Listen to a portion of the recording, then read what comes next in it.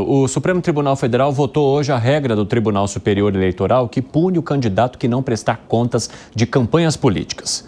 Fala aí, Jana. Bem-vinda. Pois é, Evandro, e foi uma decisão unânime, viu? Todos os ministros votaram para validar essa regra da Justiça Eleitoral, que impede ali o registro de um candidato que não tenha prestado contas de campanha dentro de um prazo ali estabelecido, né?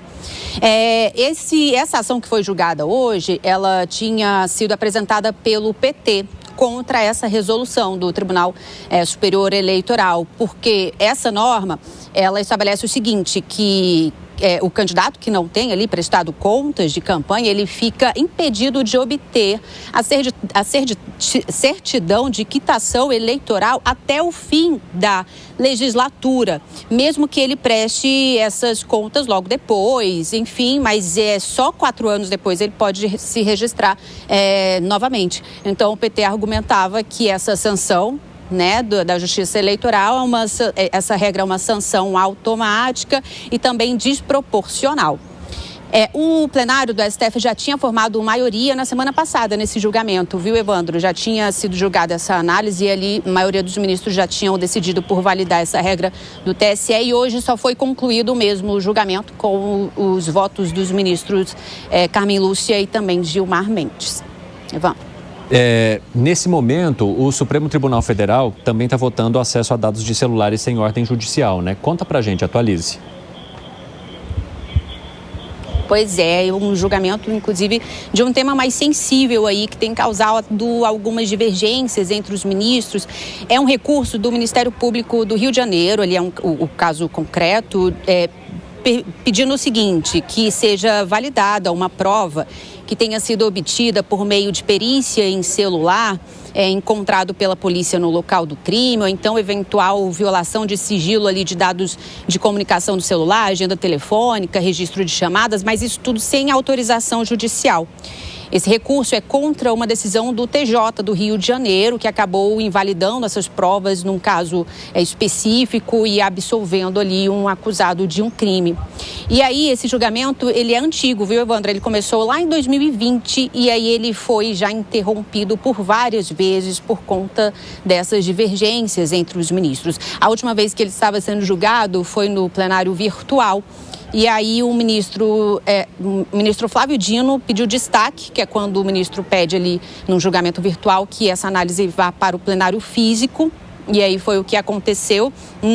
Na prática, zera o placar, porque todos os ministros têm que votar de novo quando o julgamento vai para o plenário físico. E é o que está acontecendo agora. Quem está votando é o ministro Dias Toffoli, porque ele é o relator. No início do julgamento, ele deferiu esse recurso do Ministério Público e para você ver o tamanho da divergência. E aí, depois que o julgamento foi interrompido, em um determinado momento, ele voltou com um voto completamente diferente contra o recurso. Então, agora ele está lendo a sua tese, dando o seu voto e logo em seguida os ministros votam também. Expectativa de não ser concluído hoje esse julgamento, né?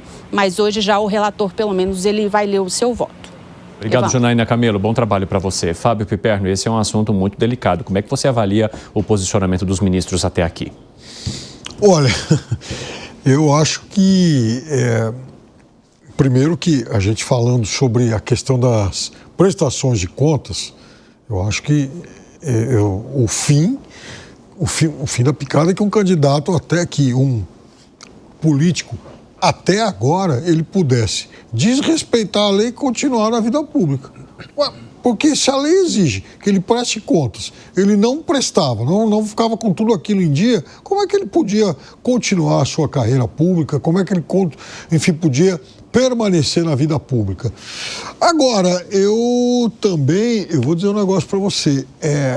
Quanto a essa questão da ordem judicial, eu me lembro de um célebre de um célebre processo que corria lá no Rio de Janeiro, em que todas as provas obtidas foram invalidadas porque o material fornecido pelo COAF não havia cumprido todos os requisitos. Ele existia, tudo que foi passado lá para o Ministério Público estava devidamente documentado, mas por não ter cumprido uma das exigências, tudo aquilo acabou sendo invalidado. Então, eu acho que todo cuidado tem que ser tomado, sim, e tem que se respeitar todas as determinações. Quer acrescentar algo, Segré?